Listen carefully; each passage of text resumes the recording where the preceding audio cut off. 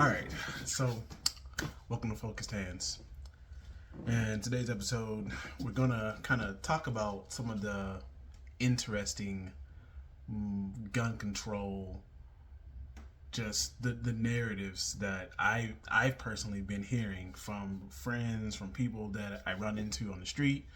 That they're on both sides of the fence, and folks just really don't know what the heck they're talking about. They've never shot a firearm before, and they want to act as if they have knowledge on subjects which they've never partook in. And I find that to be a very big issue, which is why on the channel I decided to do some firearm stuff. Is because, well, when I was little, I shot firearms with my brother, but I actually didn't like firearms. My oldest brother is actually I would say, the firearms nut in the family. I just happen to have more mechanistic type background to where I tinker with stuff, figure out how it works, and make my own stuff.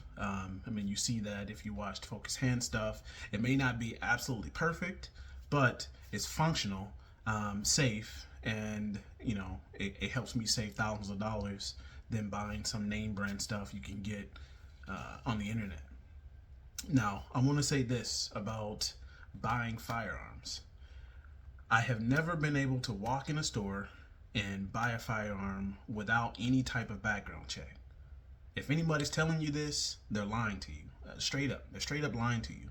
Any store that I've gone in to buy anything, let's say, particularly here, is my 5.7, right? I couldn't go in a store and just buy this part here. I can't disassemble it on Facebook, on YouTube. But this part right here, the lower here, this is the firearm. I cannot go in the store and buy this part without some type of background check. And that means going to the FBI, whatever. We all know what that process is like. And for me, it's never a quick 15-minute in and out. I have to sit for 45 minutes to an hour waiting on the FBI to run my background checks every time I order something from PSA or any other site like Stag Arms, if I'm getting lures from my AR-15 platforms. There's a background check that takes place. So the narrative that you can just go and buy guns or buy lures, which isn't a complete firearm, even though they're calling it that, is kind of annoying. That just is troublesome to me, because it means that, one, the people that are saying this don't know what they're talking about, and two, if they actually care to go into a store and try to purchase one of these items, they realize very quickly that they're not being truthful to the conversation. They're trying to push the narrative that it's really easy for you to buy firearms. Heck, yes, it's very easy for me to buy firearms. It's because I have a squeaky clean background. I haven't gone out and shot anybody, and I don't plan on doing any of that, because I actually like having my gun rights. So yeah, it's much easier for people who have never had any problems, any history of violence or whatever in their backgrounds to be able to purchase firearms or purchase lowers, if you will, without much trouble, because you haven't had trouble, right? Now, I'm gonna take the firearm out again. The upper. This is the upper. This is the slide for the pistol. This upper here, I can buy directly from PSA, whomever I'm buying stuff from. I can buy this without having an FFL, or I can buy this without sending it to an FFL or doing a background check on, because this part is not a firearm. This is the firearm. This part is not. This whole thing, including the barrel, is not a firearm. This part you can buy without having a quote unquote background check. This part you need to have a background check to buy it because this is the firearm. So I don't understand. Like, I literally don't understand how people are misconcepting this and construing the facts about what is and what isn't a firearm.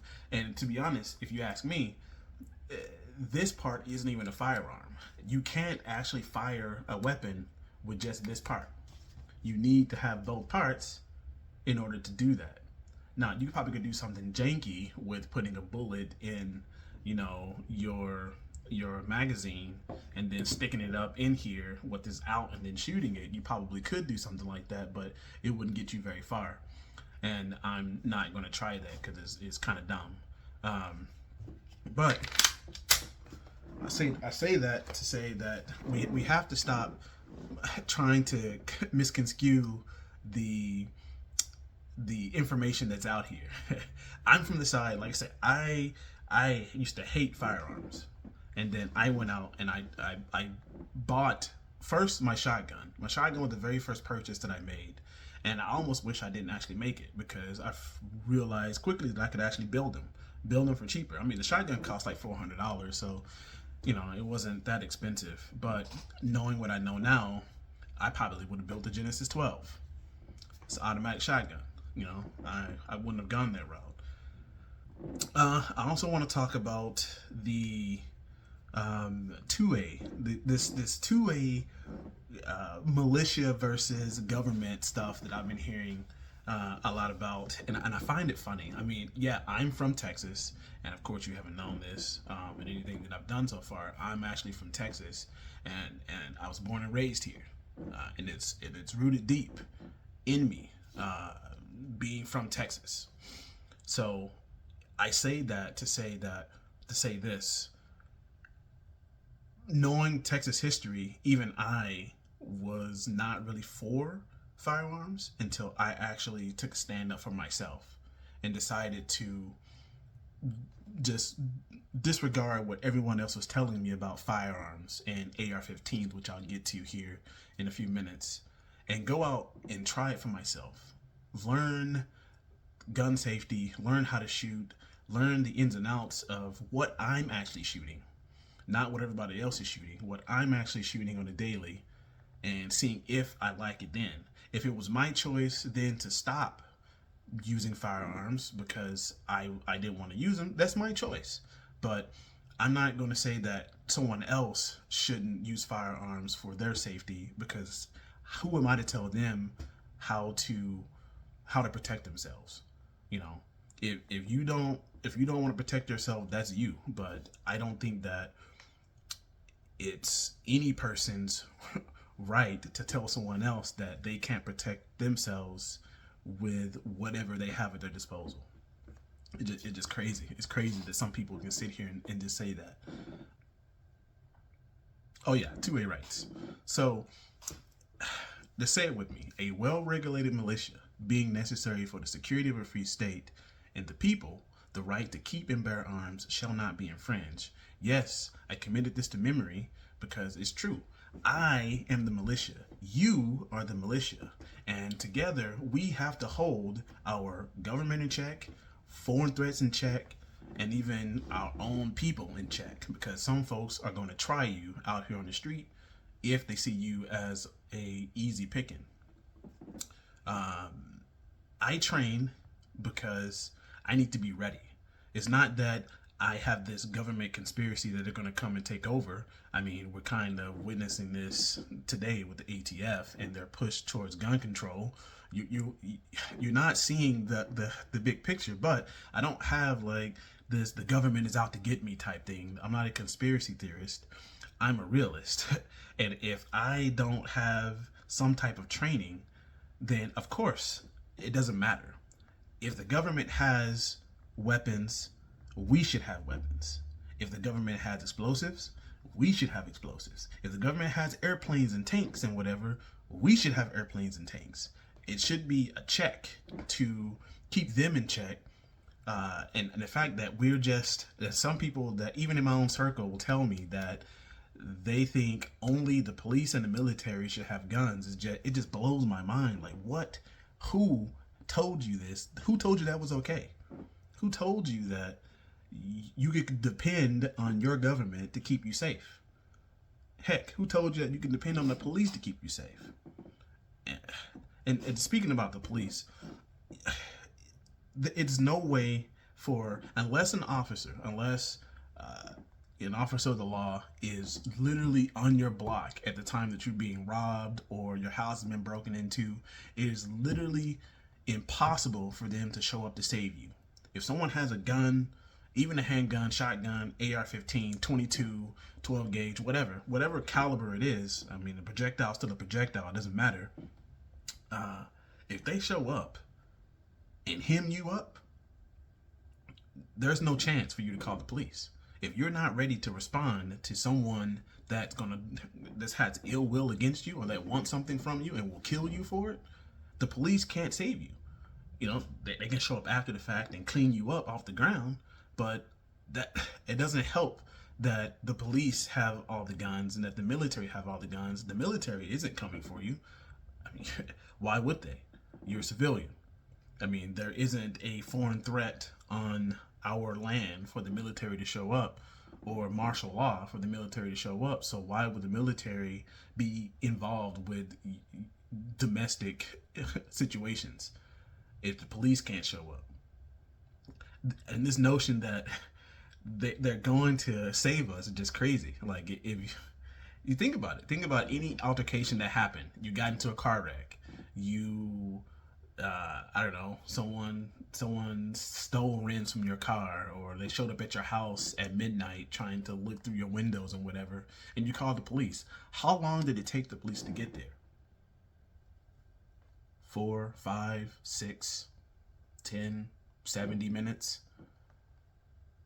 How long did it take to get there? Be honest with yourself.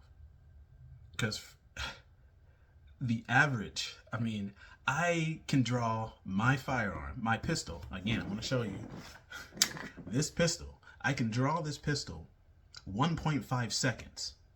1.5 seconds. It holds 24 rounds. I'm going to let that sink in for a second. 1.5 seconds, 24 rounds of piping hot 5.7. Calling the police within 1.5 seconds we're being dumb here. Like, I'm just serious. I don't know what this is about, but we're being dumb here. These shootings, they happen so quick. It is not enough time for you to call the police. You have to, if you want to protect yourself, you have to have some means of protecting yourself if a threat has a pistol or a rifle or a shotgun or, you know, crossbow, whatever they have. You have to have some means to protect yourself, and then call the police after the fact. And unless the police are already there, which a criminal will be dumb to just, you know, I mean, I've seen it before. They will go into your house and the police is there. It's like, how dumb could you be? You know, but those interactions are far and they're few, if you get what I'm saying.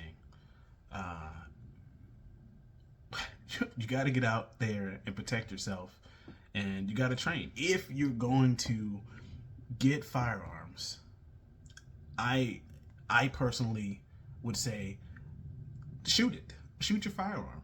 Just having a firearm in your house means nothing to me. You have a firearm. Have you shot the firearm? No? Then you don't have a firearm to me. It just means that you have a paperweight. You have something that you never used, and you're more of a liability to me and everyone else than you are to actually hitting the target that you're trying to. I'm sure you've heard this before. Take your gun out to the range, fire it. You don't know if it's going to jam, and you don't want your gun jamming when there's a situation which you need it. Like, because it's going to be very bad for you. It will be very, very bad for you. All right, so here is my 300 Blackout. It's pretty stock right now because I'm going through a couple of transitions with it to make it better. And, you know, I don't care about the brace on the back. When I first got this thing, I built this, you know, all in-house. This is my very first rifle build. I took it to the range and the gun would not cycle. It actually jammed up.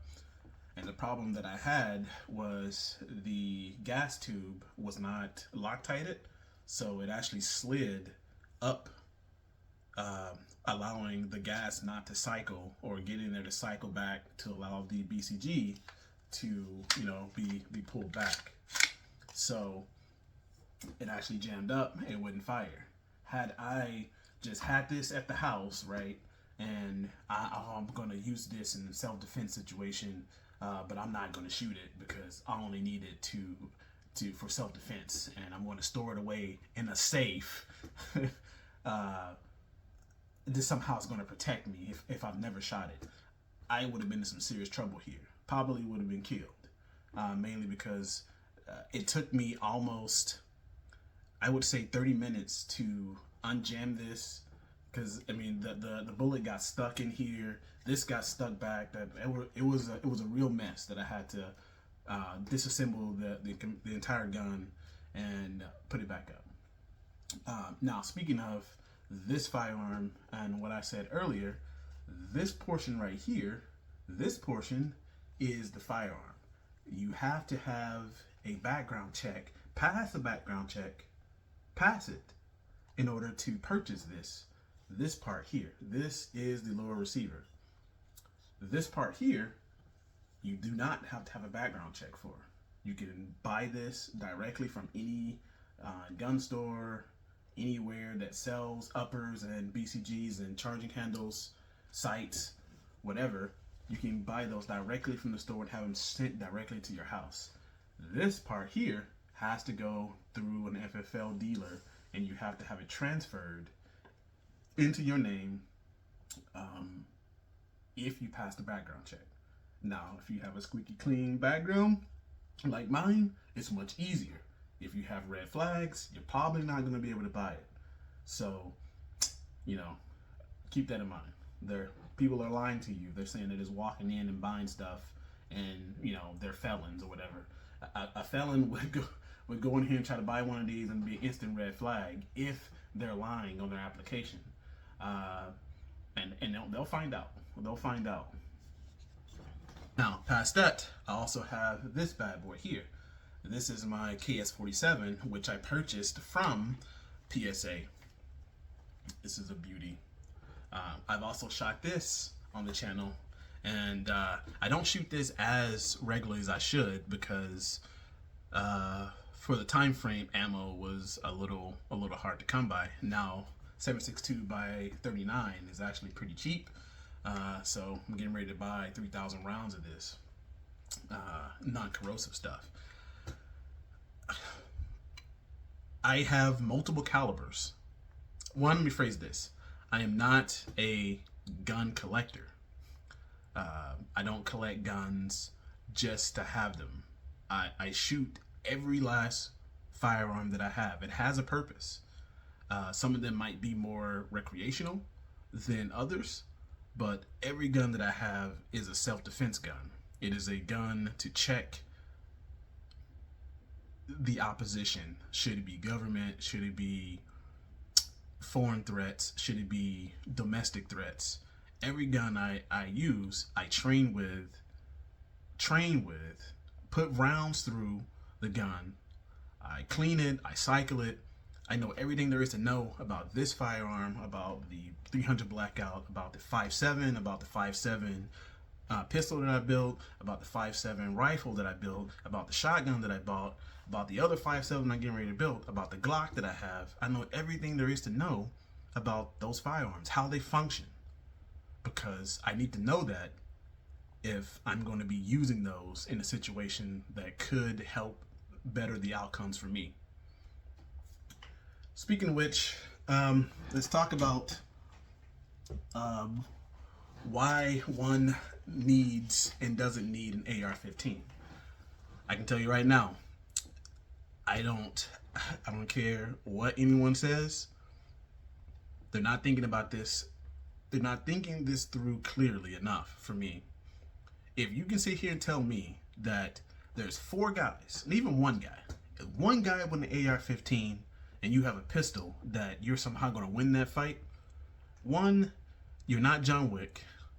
Two, if he has way more rounds than you, and depending on where you are in the country, you may only be able to have 10.